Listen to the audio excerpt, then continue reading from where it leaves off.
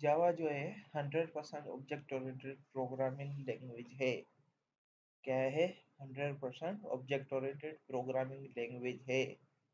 ठीक है, तो OOP का फुल फॉर्म जो है वो ऑब्जेक्ट ओरिएंटेड प्रोग्रामिंग है। ठीक है, तो OOP जो है fully provided following four features. ठीक है, तो ये हमें जो है, हमें जिस भी लैंग्वेज में आपको, जिस भी जो भी लैंग्वेजेस है, प्रोग्रामिंग लैंग्वेजेस, जिन जिन में ये चार फीचर्स आपको मिले, ये वाले चार फीचर्स आपको मिले, तो आप समझ लें कि वो जो है ऑब्जेक्ट ओरिएंटेड प्रोग्रामिंग लैंग्वेज है।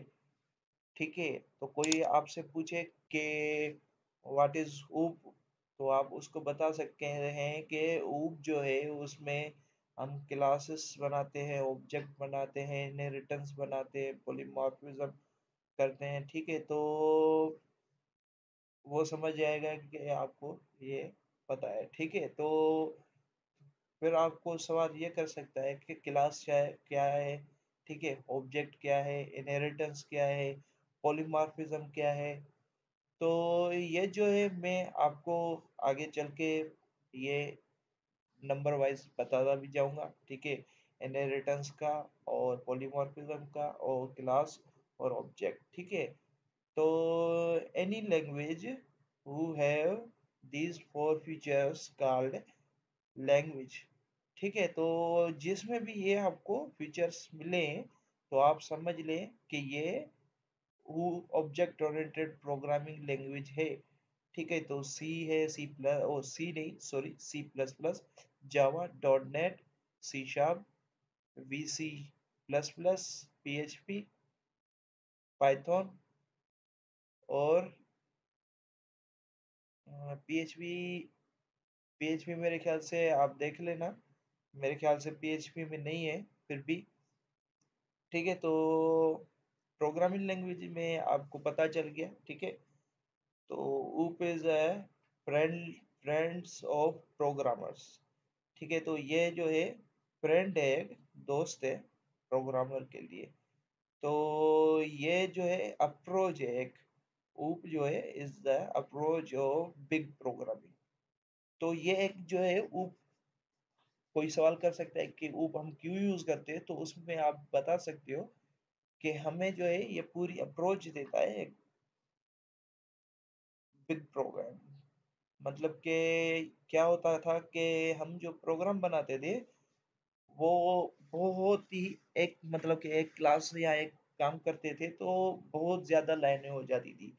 तो उसमें क्या करते थे कि ऊपर चेंजिंग करते थे, तो जो सही प्रोग्राम चल रहा था तो वो गलत हो जाता था, दूसरा बनाते थे तो फिर उसमें मिस्टेक हो जाती थी।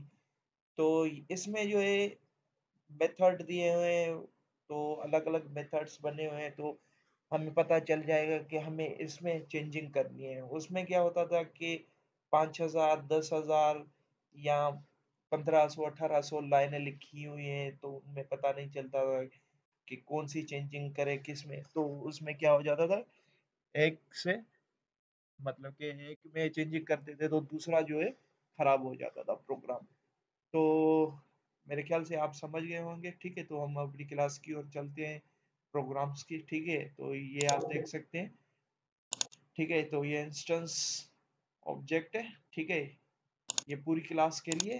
ठीक है, तो पिछली वीडियो में मैंने आपको बताया था, ये देखें, ये मेरे पास खुली हुई है। तो ये जो बनाए थे हमने लोकल वेरिएबल बनाए थे, तो इनकी जो है वैल्यू जो है सिर्फ मेथड तक थी। इसकी जो है, ये आप देख सकते हो, इसकी वैल्यू जो है पूरी क्लास तक है, पूरे क्लास तक है। ठीक है, तो यहाँ पे मैंने किसी में भी ये डिक्लेयर वेरिएबल्स यूज कर रहा हूँ। ये देखें, ये वेरिएबल्स जो हैं, ये देखें आपको ये यहाँ पे शो हो रहे होंगे। ठीक है, तो यहाँ पे मेथड के अंदर मैंने यूज किया है। ठीक है, और ये भी देखें, इनको भी यूज किया है, और ये ऑब्जेक्ट है, इनको भी देखो यूज किया हुआ है मेथड के अंदर। तो यहाँ ये आप देख सकते हो, ये आप नोट करना। ठीक है, तो यहाँ पे ये दो जो दोनों जो है मैंने बाहर इनिशियलाइज किए हुए हैं मेथड्स के, और यहाँ पे पहले मैंने आपको दिखाया था वहाँ मेथड के अंदर यूज कर रहा था। तो मैं आपको ये बता देता हूँ, ठीक है। तो जब आप ये चीजें बना रहे हैं, ये वाला, ठीक है, तो इंस्टेंस वेरिएबल बना रहे हैं, तो ये जो इंस्टेंस वेरिएबल होते हैं ये रैम में स्टोर हो जाते हैं, ठीक है। तो रैम में जो स्टोर होते हैं, तो आप जब तक आपकी ये क्लास है, ये चल रही है, जब तक ये सारा एक्शन परफॉर्म नहीं होता है कंप्लीट, तब तक आपका सारा ये मेमोरी लेके बैठा रहेगा, ठीक है। ऑब्जेक्ट भी बना रहेगा, वो भी मेमोरी लेगा आपकी, और ये इंस्टेंस वेरिएबल जो है वो भी आपकी मेमोरी लेंगे, ठीक है, रैम की। तो ये देखें, यहाँ पे आप देख सकते हैं, यहाँ पे मैंने क्लास में कोड नहीं लिखा हुआ है, तो यहाँ पे मैंने आपको ये सारे काम पहले पहले बेसिक में सारे करवाए हुए हैं। मार्कशीट बनानी है आपको, यूनिट कन्वर्टर और उसके मेथड्स बनाने हैं, इसको बिल और उसका मेथड्स बनाने हैं, ट्रॉली लोड और उसके मेथड बनाने हैं, एम्प्लॉय सैलरी और उसके मेथड बनाने हैं, और एटीएम सिस्टम उसका पूरे मतलब के मेथड्स बनाने हैं, और लूप सीरीज जो होती है, फॉर लूप हो गया, वाइल लूप हो गया, डू वाइल लूप हो गया, तो उसके मेथड यहाँ पे बनाने हैं और उनके हिसाब से काम करना है, ठीक है। तो यहाँ पे मैंने इनके ऑब्जेक्ट सारे के बना लिए हैं, ठीक है। तो ये देखें, यहाँ पे मैंने सारे मेथड बनाए हुए हैं, ठीक है। यहाँ पे ऑब्जेक्ट बनाए हैं सारे। ऑब्जेक्ट जो बनते हैं वो न्यू कीवर्ड से बनते हैं, ये आप याद रखना, ठीक है, न्यू कीवर्ड से बनते हैं। और मैंने आपको ये बताया नहीं कि ये जो इंस्टेंस वेरिएबल होते हैं, जैसे कि आप ये देखें, यहाँ पे मैंने ये एक बना दिया ऑब्जेक्ट, ये दूसरा बना दिया, ठीक है। तो ये क्या हो गया, ये अलग मेमोरी लेगा और ये अलग मेमोरी लेगा। अब ये कैसे, मैं आपको बता देता हूँ, ठीक है। तो इसके अंदर भी क्या है, n1 है, n1 है ना, देख ले, ठीक है, n1 इंटीजर, ठीक है, और n2, ठीक है, ये इसके अंदर भी है और इसके अंदर भी है, और इसके अलावा स्कैनर का ऑब्जेक्ट भी है, ठीक है, स्कैनर का ऑब्जेक्ट भी है, ठीक है। तो ये आप याद रखना, जितने भी आप ऑब्जेक्ट बनाएंगे, अभी देखें आप, जैसे कि आपने यहाँ पे क्या किया, आपने यहाँ पे आपने ये ऑब्जेक्ट 5 बना दिए, 10 बना दिए, 20 बना दिए, तो ऐसा नहीं है कि इसमें एरर रहे, इसमें यह है कि आपको वेरिएबल्स के नाम चेंज करने पड़ेंगे, ठीक है। तो ये देखें, तो इनके आप यूज कर सकते हो इंस्टेंस वेरिएबल की, मतलब के जो हमने बनाए हैं, ठीक है। तो आप इंस्टेंस वेरिएबल में आप बाय डिफॉल्ट भी वैल्यू डाल सकते हो, ठीक है। तो वो मैं अभी आपको नहीं बता रहा हूँ, आगे चल के हम उसको अच्छे तरीके से करेंगे, ठीक है। तो इंस्टेंस वेरिएबल का आपके मेरे ख्याल से समझ में आ गया होगा, ठीक है। तो इंस्टेंस वेरिएबल क्या होते हैं, उनकी वैल्यू कितनी, मतलब कि उनकी, जैसे कि हम यूज कर रहे हैं, तो उनकी मतलब के लिमिट कितनी है, वो कितने, मतलब के ये पूरी क्लास आप देख सकते हो, ठीक है।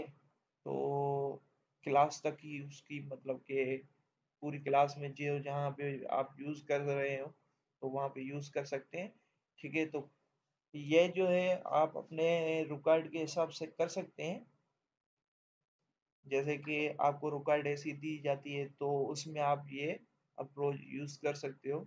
वैसे ज्यादातर जो यूज होते हैं ये लोकल ही होते हैं, लोकल मतलब के मेथड के अंदर उनकी जो, मतलब के लोकल जो होते हैं, तो उनकी वैल्यू इतनी ज्यादा नहीं होती है। जैसे कि आप सोच रहे होंगे कि इंस्टेंस वेरिएबल बनाएंगे, तो इंस्टेंस वेरिएबल में क्या है, ठीक है। तो इंस्टेंस वेरिएबल बनाने के लिए आपको अपने हिसाब से बना सकते हैं, काम कर रहे हैं, सॉफ्टवेयर बना रहे हैं, तो उसमें आपको खुद सोचना है, खुद काम करना है कि यहाँ पे मैं लोकल वेरिएबल बनाऊँ या इंस्टेंस वेरिएबल बनाऊँ। तो जैसे कि इंस्टेंस वेरिएबल बनाओगे, तो उसमें ये है इंस्टेंस वेरिएबल में कि आपको वो मेमोरी ज़्यादा लेगा, लोकल बनाएंगे तो उसकी मतलब कि उसकी प्योरिटी जो होती है वो इतनी ज़्यादा नहीं होगी, इसकी प्योरिटी ज़्यादा है।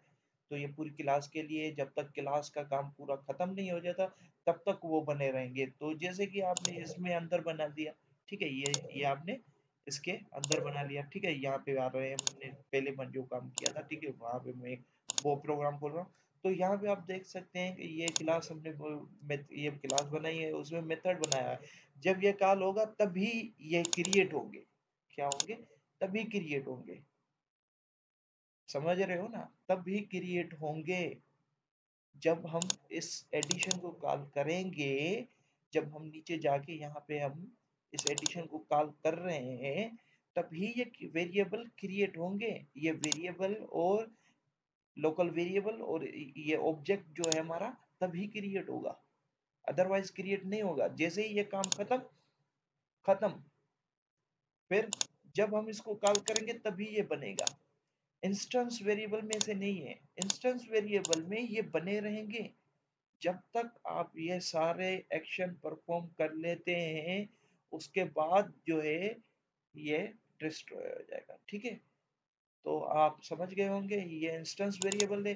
तो इंस्टेंस वेरिएबल जब आपने बाहर इनिशियलाइज कर दिए तो वो आप किसी भी मेथड में यूज कर सकते हो, किसी भी मेथड में। वो ये नहीं है कि आप किसी भी क्लास में, मैं नहीं कह रहा हूँ किसी भी मेथड में, मतलब कि इस क्लास की यहाँ से बॉडी स्टार्ट हो रही है और यहाँ से लेकर यहाँ तक, ठीक है। तो यहाँ तक क्लास स्टार्ट होके यहाँ पे खत्म हो रही है, और यहाँ पे जो भी आप इसके अंदर मेथड बनाएंगे उसमें आप ये वेरिएबल यूज कर सकते हैं, ठीक है।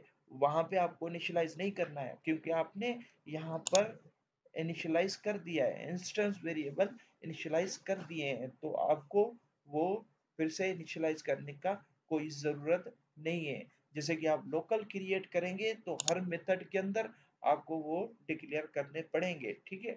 तो ये हमारी दूसरी क्लास थी। तो ये आपको सारे मेथड बनाने हैं और इसमें भी यही काम करना है, ठीक है। कम से कम 10 क्लासें होनी चाहिए और कम से कम मेथड भी आप हर एक क्लास के अंदर 5 बनाए, ठीक है। तो आप देख सकते हैं ये थोड़ा सा डेमो मैंने बनाया हुआ है, ठीक है। तो ये आप काट दे, ठीक है, ये काट दिया हमने। तो ये आप देख सकते हो, ठीक है, इसी हिसाब से आप बनाएंगे तो यहाँ पे मेन्यू बढ़ेगा। क्या है? मेन्यू आपका बढ़ेगा, ये आप याद रखना। यहाँ पे मैंने छोटा मेन्यू बनाया है, आप बड़ा बनाएंगे। उसमें क्या होगा, एटीएम का होगा, इसको बिल होगा, ट्रॉली लोड होगा है, मतलब कि कन्वर्टर होंगे। ये मैंने सारे काम करवाए हुए हैं, ये बेसिक में ही ये सारे काम मैंने करवाए हुए हैं, ठीक है। तो जैसे कि आपको समझ में नहीं आ रहा है कि ये कैसे बनाना है तो वो आप देख सकते हैं, उसमें असाइनमेंट मैंने दी हुई है कि आपको कौन सी चीज़ बनानी है। जैसे कि असाइनमेंट में आपको समझ में नहीं आ रहा है तो मैंने कोड भी अपलोड किया हुआ है, उसमें भी मैंने समझाया हुआ है कि भाई ये वर्क कैसे कर रहा है, ठीक है। तो वो भी आप देख सकते हो, दोनों किए हुए हैं, असाइनमेंट भी की हुई है असाइनमेंट।